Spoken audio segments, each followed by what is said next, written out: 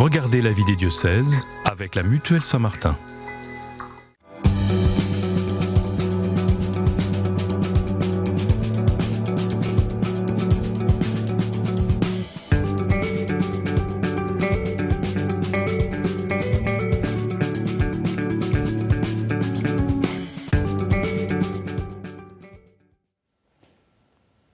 Bonjour à toutes et à tous, bienvenue sur KTO Télévision et KTO Radio pour la vie des diocèses où nous partons chaque semaine à la découverte normalement d'un territoire, d'un diocèse et de son évêque, mais aujourd'hui c'est d'un diocèse original dont il va être question puisque nous allons parler du diocèse aux armées françaises.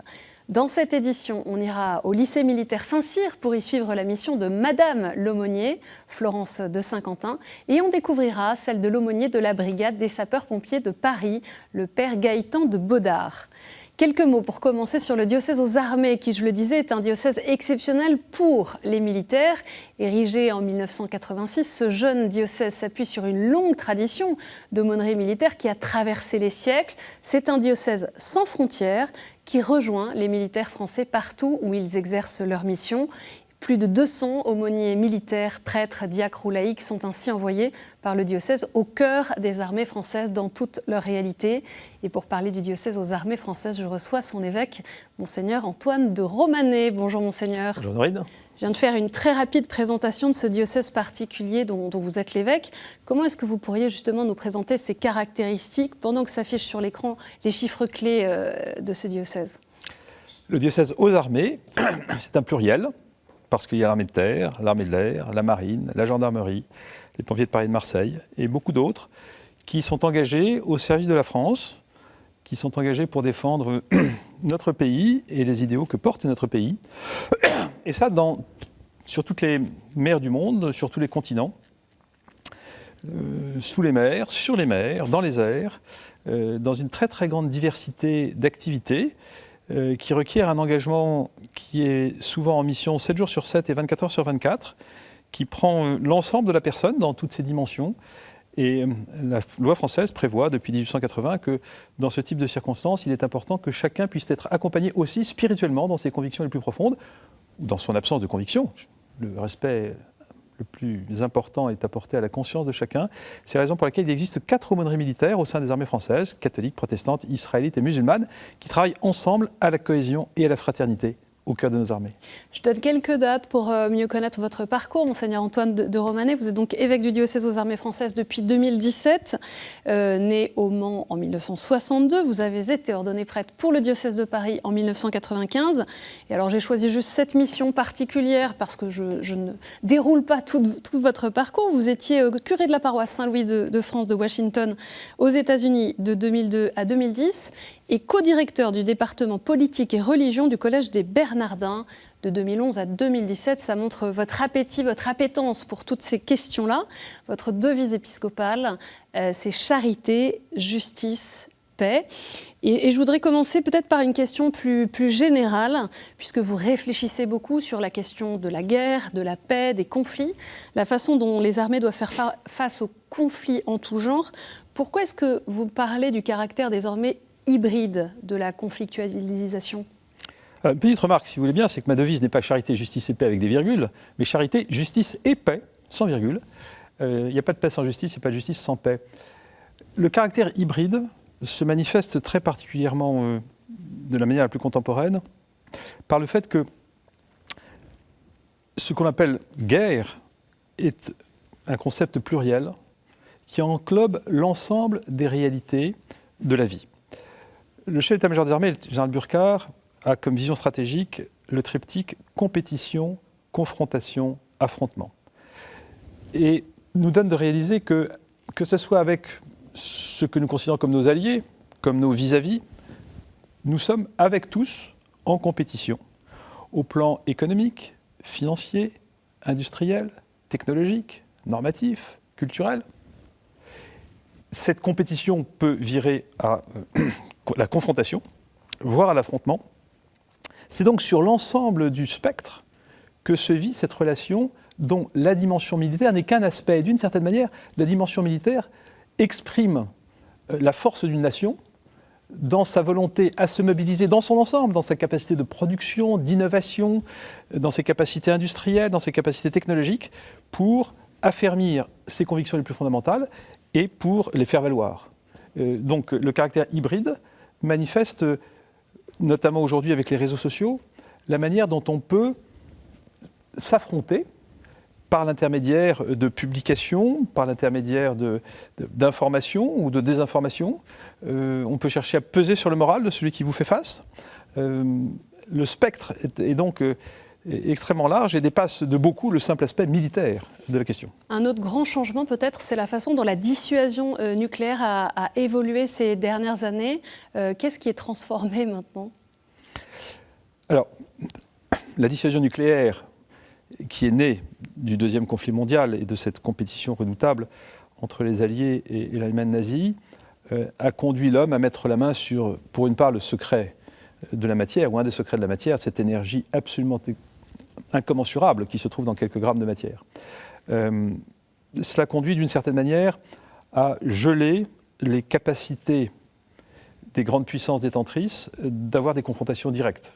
Ce qui n'a pas empêché, bien entendu, d'innombrables confrontations indirectes. Ce qui est impressionnant dans l'histoire de l'humanité, c'est que depuis que que l'arme nucléaire existe, le nombre de morts issus des guerres, et chaque mort est de trop, a considérablement réduit depuis 1945. Il faut voir les choses de manière beaucoup plus large, en termes éthiques et en termes d'armes de destruction massive indéterminées, indiscriminées. Et nous voyons bien que les questions biologiques, chimiques, sont également capables de faire des ravages tout à fait considérables. Et nous voyons bien aussi que les lieux et les moyens d'action aujourd'hui, liés notamment à tout l'espace atmosphérique et exo-atmosphérique, aux fonds marins, se sont extraordinairement diversifiés. Et en cela, la dimension nucléaire est un des aspects d'un spectre extrêmement large, mais n'en est qu'un des aspects.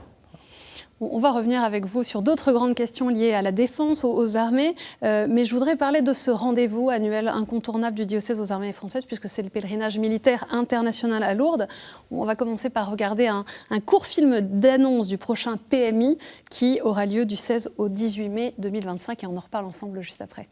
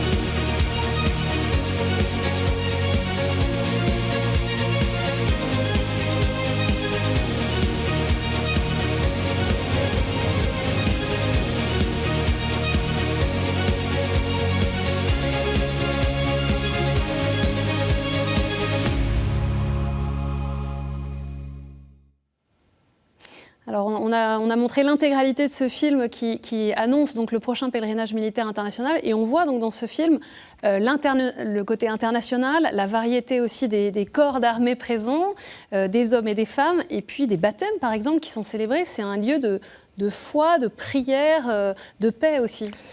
Écoutez, il y a une grâce de Lourdes qui est absolument exceptionnelle et une grâce du PMI qui est stupéfiante. Je l'ai moi-même découvert après mon ordination épiscopale, je n'y avais jamais été. Le PMI, pèlerinage militaire international, plus de 40 pays, 15 000 hommes, une vingtaine d'évêques aux armées, beaucoup de représentants au plus haut niveau de leur pays, et une ambiance unique au monde, parce que c'est un événement unique au monde, de militaires en tenue qui sont réunis dans la fraternité pour prier pour la paix. Ce qui est aussi très impressionnant, et c'est d'une grâce de Lourdes, ce sont les blessés.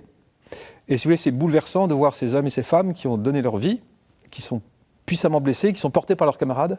Lourdes est un lieu d'émotion, un lieu où les cœurs sont touchés, un lieu où les hommes et les femmes sont mis en mouvement. Et effectivement, nous avons eu près de 300 baptêmes d'adultes au dernier pèlerinage militaire international. C'est des célébrations qui sont bouleversantes. Je crois que tous ceux qui ont la grâce de le connaître en sont extrêmement touchés. Et, tous sont les bienvenus. Lourdes est presque maintenant trop petit pour accueillir tous ceux qui veulent venir au PMI, mais c'est à l'évidence un lieu de très haute intensité et un réservoir de grâce absolument extraordinaire. Alors on va maintenant se rendre dans le 17e arrondissement parisien où le père Gaëtan de Baudard est l'aumônier de la brigade des sapeurs-pompiers de Paris depuis 2021. Ce prêtre incardiné dans le diocèse du Mans a été mis à la disposition du diocèse aux armées pour 3 années supplémentaires. Il nous explique quelles sont ses missions de padré au quotidien, entre accompagnement spirituel et immersion sur le terrain avec les sapeurs-pompiers. Je suis là avant tout pour aider les gars dans leur foi. C'est-à-dire, j'ai beaucoup de préparation au mariage, beaucoup de préparation au baptême d'enfants, mais aussi baptême d'adultes. Dans mes joies aujourd'hui comme aumônier militaire, c'est qu'il y a 10 pompiers qui se préparent au baptême, à la confirmation et à la première communion. Je suis aussi conseiller du commandement auprès du général, auprès des capitaines, mais il y a aussi des adjudants-chefs qui commandent leur caserne et qui ont parfois besoin de conseils. C'est mon job d'aumônier militaire. Nos pompiers ont des rythmes qui sont assez compliqués, assez difficiles, et c'est à moi de me rendre disponible à leurs horaires à eux pour aider dans ces préparations au mariage ou au baptême. Il y a aussi, et on en entend parler de temps à autre, des accidents, soit dans le cadre de la mission, soit retour du travail. Il y a besoin du prêtre dans ces cas-là, c'est aussi ma mission d'aumônier militaire. Quand je suis avec les pompiers dans un quartier ou sur une intervention, c'est le Christ qui est présent à travers le pauvre prêtre que je suis. Et encore hier, sur une intervention, lors d'un massage cardiaque qui était difficile, je priais à côté de la victime, qui ne le saura sans doute jamais, mais j'ai été heureux d'être le Christ présent dans les joies, présent dans les difficultés aussi. Alors on l'entend avec le padré, le père Gaëtan de Baudard, cette mission d'aumônier militaire, elle est extrêmement variée. Évidemment, la préparation spirituelle, accompagnement, préparation des sacrements, la présence auprès du commandement, et puis la présence au cœur des interventions, des moments difficiles. Ce que vous avez repéré tout de suite dans ce reportage, c'est que le père Gaëtan de Baudard porte l'uniforme des pompiers de Paris. Et les aumôniers militaires portent toujours l'uniforme du lieu où ils sont envoyés. L'uniforme, c'est quelque chose de fondamental, parce que ça dit combien vous faites partie de la famille, combien vous êtes intégrés. Non seulement vous avez les codes, mais vous partagez la vie, matin, midi et soir, et entre tous les repas, de ceux à qui vous êtes envoyés. Vous partagez le mauvais temps, le froid, le soleil, le vent. Vous partagez les missions. Et cette proximité, cette compréhension personnelle de ce qui est vécu, donne une fraternité, une proximité qui est tout à fait extraordinaire. Et Gaëtan de Baudard fait un travail tout à fait remarquable auprès des sapeurs-pompiers de Paris. Il y a un diacre permanent qui l'accompagne, mais ainsi tous ceux qui sont envoyés dans les écoles, dans les régiments, sur les embarcations, sur les bases aériennes, dans la diversité des missions. À chaque fois, ils se fondent dans ceux à qui ils sont envoyés, au meilleur sens du terme.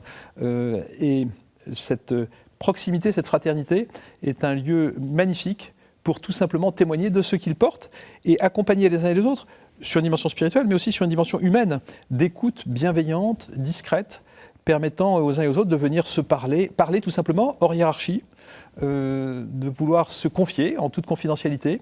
Et les aumôniers sont là pour aider et soutenir ceux qui sont souvent très loin de leur base, très loin de leur famille, et qui sont souvent confrontés à telle ou telle question ou telle interrogation. des frères d'armes qui portent un uniforme comme eux sont là pour les aider et les soutenir. On entendait, hein, il est présent aussi au cœur des situations les plus compliquées. En préparant cette émission, vous évoquiez les blessures morales, hein, et vous me parliez d'un livre sur lequel on va revenir quelques instants, qui est écrit par Christine Roulière-Lelidec et Nicolas Méry. On va voir la couverture à l'instant. Pourquoi est-ce que cette blessure invisible, la blessure morale, elle vous semble essentielle à accompagner ? Alors, la blessure physique, elle est évidente. Les gueules cassées après la Première Guerre mondiale l'ont traité de manière magnifique, et on ne cesse de le traiter. Notamment le conflit en Afghanistan a conduit à une prise de conscience assez forte sur ce qu'on appelle les PTSD, c'est-à-dire les blessures psychiques, la manière dont on peut avoir été atteint par des choses extérieures que l'on a vues et qui vous ont impacté. La blessure morale est d'un autre ordre. C'est une réalité intérieure de la conscience qui a été vrillée par les circonstances. Et c'est très important de bien distinguer ces aspects. Le monde anglo-saxon l'a fait déjà depuis un certain temps. C'est en participant moi-même à un colloque il y a quelques années que j'ai pris conscience de ce sujet. Les aumôniers militaires ne sont pas des psychologues et c'est extrêmement important qu'ils restent bien dans leur ligne d'eau et dans leurs compétences. Et en réciprocité, les psychologues ne sont pas des aumôniers. Et c'est aussi important que chacun reste dans sa propre compétence. Ce qui est très intéressant avec le concept de blessure morale, et le livre de Dr Roulière et de Nicolas Méry le développe remarquablement de manière très technique, c'est l'analogie avec la blessure physique. Mais là où c'est intéressant, c'est que la blessure morale ne concerne pas simplement les individus à titre personnel, mais également la société dans son ensemble. Et nous voyons bien, dans le cadre de la guerre hybride que nous évoquions tout à l'heure, dans la multiplicité des canaux et des moyens de pression que les uns et les autres cherchent à manipuler ou à utiliser, que si je blesse moralement celui qui me fait face, si je fais vaciller le moral de la nation qui me fait face, alors les conséquences peuvent être redoutables. Et de même qu'on a toujours une armée sur son territoire, la sienne ou celle d'un autre. Eh bien, on a toujours une force morale chez soi, la sienne ou celle d'un autre. C'est important de savoir quelle est sa force morale. Si les blessures morales viennent l'impacter, le concept de force morale est utilisé de manière assez régulière depuis un certain temps, d'une manière qui n'est pas toujours définie de la manière la plus précise. Parler de blessure morale vient donner une sorte de contraste et de contraposition qui permet de d'autant mieux comprendre ce qu'est la force morale. Et d'une certaine manière, force morale et blessure morale s'éclairent l'une l'autre d'une manière particulièrement intéressante, et c'est ce que nous sommes en train de mettre en valeur par un certain nombre d'écrits et de réflexions sur lesquels nous travaillons actuellement. On va maintenant aller dans un autre lieu où sont présents des aumôniers militaires, puisque nous avons suivi Florence de Saint-Quentin, qui est aumônier militaire catholique au lycée militaire Saint-Cyr. Pendant toute une journée, parmi les 860 élèves de cet établissement, une partie est issue de familles de militaires ou de fonctionnaires, et certains sont des boursiers. Dans ce cadre particulier en internat, l'aumônerie Saint-Charles de Foucauld, un illustre ancien élève du lycée, est ouverte au quotidien, parfois tard le soir, pour accueillir les jeunes qui le souhaitent. Pour celles qu'ils appellent Madame l'aumônier, participer à la construction et à l'édification de ces élèves aux parcours hétéroclites est une mission exaltante. Un reportage d'Ophélie Marien.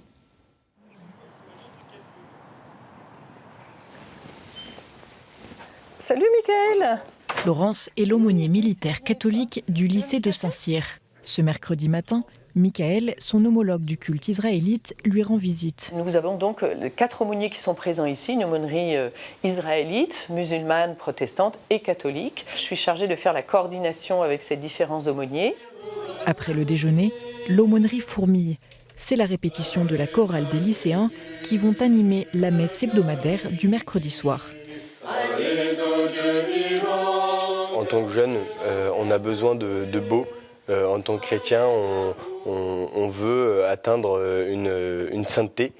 Et on sait qu'avec cette aumônerie, ça nous permet de se développer intérieurement, spirituellement. Pour ces élèves qui vivent en internat loin de leur famille, l'aumônerie est un espace d'accueil et d'écoute. En ce qui concerne les élèves qui visent l'armée ou ceux qui sont issus de familles militaires, ils ont déjà donc cette identité propre qui les caractérise, avec pour beaucoup une identité chrétienne. Et ils côtoient au quotidien des élèves d'autres univers qui n'ont pas du tout les mêmes références. On a énormément de jeunes qui demandent des sacrements, amenés par ceux qui sont déjà engagés dans leur foi et qui viennent ici, souvent un peu timides au début, et puis qui s'aperçoivent qu'ils sont bien entendu non seulement les bienvenus, mais que le Seigneur est aussi venu pour eux. Et puis des actes de charité, il y a aussi aussi, par exemple, retenir des mots désagréables. À 15h30, catéchèse pour les élèves lycéens et étudiants qui se préparent au sacrement.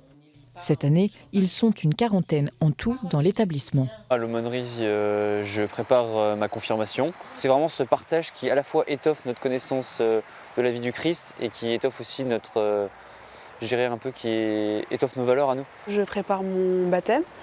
À la base, je ne suis pas vraiment dans une famille catholique pratiquante, mais la vie catholique du lycée m'a quand même amenée à me questionner sur ma foi. Ces jeunes sont pleins d'énergie, ils sont pleins de fraîcheur. Parfois aussi, ils ont des tentations un petit peu identitaires et il faut travailler avec eux parce que notre mission, c'est bien entendu de les ramener au cœur de l'Évangile, qui est la charité, la fraternité. Le soir venu, pour la messe, la chapelle du lycée est comble. C'est important de pouvoir se recentrer sur notre foi qui est le pilier de notre vie et qui nous permet d'affronter les difficultés, les épreuves, le rythme de la prépa qui est stressant. À travers les propositions de l'aumônerie, les élèves peuvent découvrir ou redécouvrir la foi. Elle peut être un soutien spirituel et les aider à se construire pendant ces années charnières au lycée de Saint-Cyr. On découvre à travers ce reportage encore un visage particulier des aumôniers militaires, puisque là, c'est une femme laïque, qui est donc aumônier militaire au cœur d'un lycée. Florence de Saint-Quentin, qui est mariée, qui est mère de famille, et je salue ici le travail remarquable qu'elle fait à Saint-Cyr-l'École. Et c'est l'occasion, effectivement, de souligner un point important pour tous ceux qui nous écoutent, c'est que l'aumônerie militaire comporte des prêtres, des diacres permanents et des laïcs, hommes et femmes, une soixantaine de laïcs, qui font un travail tout à fait remarquable, extraordinairement apprécié, et qui manifeste, et je pense que sur de nombreux sujets, l'aumônerie militaire et les armées est un peu aux avant-postes et prophétique. La manière dont les aumôniers militaires laïcs sont engagés dans leur mission au titre de leur sacerdoce baptismal est tout à fait exemplaire. Et nous avons la chance d'accueillir un certain nombre d'aumôniers militaires qui ont été précédemment dans des diocèses civils et qui me disent combien le fait de tous porter l'uniforme et le fait de porter tous cette même réalité d'aumônier leur donne une fraternité, une simplicité et un accueil tout à fait remarquable. Les relations entre les aumôniers militaires, prêtres, diacres et laïcs sont excellentes, très chaleureuses. Et je pense que c'est un élément fort qui nous est plein d'espoir. C'est aussi l'occasion de dire que nous avons chaque année, par le renouvellement naturel des générations, des postes d'aumôniers militaires.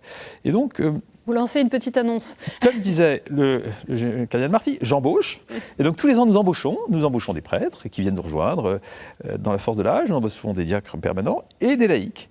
Et donc n'hésitez pas à vous poser la question, ça peut être une excellente occasion pour certains qui sont engagés dans des aumôneries de lycée, des aumôneries d'hôpitaux, des aumôneries de prison, de se renouveler. Dans le cadre de l'aumônerie militaire, alors faut-il qu'il y ait une adéquation et que ça puisse correspondre effectivement à ce que nous pouvons souhaiter dans ce cadre, mais sachez que chaque année, nous sommes extrêmement heureux d'accueillir des aumôniers laïcs qui viennent dans un statut d'officier sous contrat, servir l'armée et servir leurs frères et servir le Christ.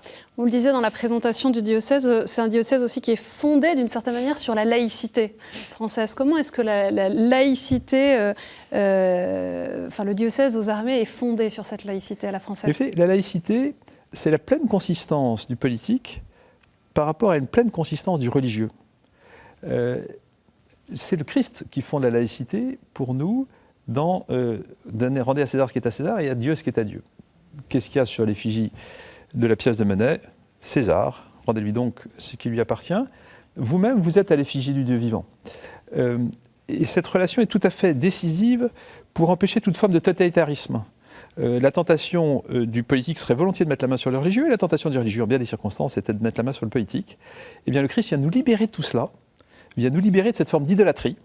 Non, le politique n'est pas le tout, et ce n'est pas le lieu de la rédemption, mais le religieux n'est pas non plus à avoir une capacité d'exercice politique direct. Il s'agit d'autre chose, et cette articulation du politique et du religieux se vit dans notre pays de manière aujourd'hui heureusement sereine et dans les armées d'une manière tout à fait exemplaire.